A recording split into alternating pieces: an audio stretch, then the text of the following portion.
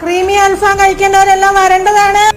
നിങ്ങൾ കേട്ട് ശരിയാണ് കേട്ടോ. ക്രീമി അൽഫാം ആദ്യമായിട്ട് നിങ്ങൾ എങ്ങനെയാണ് ഉണ്ടാക്കേണ്ടതെന്ന് നമുക്ക് നോക്കാം കേട്ടോ. സാധാരണ അൽഫാം തന്നെയാണ്. നമുക്ക് എന്തൊക്കെ ഇൻഗ്രീഡിയൻസ് നോക്കാം.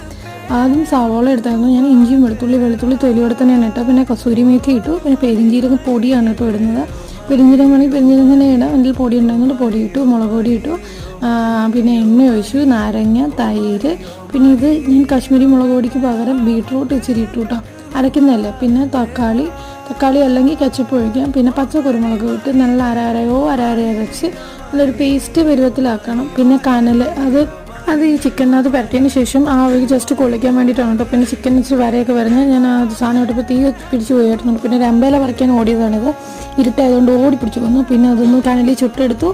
എന്നിട്ട് അതിനകത്ത് കുറച്ച് ക്രീം ഒഴിച്ചു. അപ്പോൾ അങ്ങനെയാണ് കേട്ടോ നമ്മൾ ക്രീമി അൽഫാം റെഡിയാക്കി എടുക്കുന്നത്. നല്ല ടേസ്റ്റാണ്. ഇച്ചിരി എരിവ് കൂട്ടി വേണം അൽഫാമിൻ്റെ കാര്യങ്ങൾ ചെയ്യാൻ. പിന്നെ ബിരിയാണി കൂട്ടി ചാനൽ ഇഷ്ടം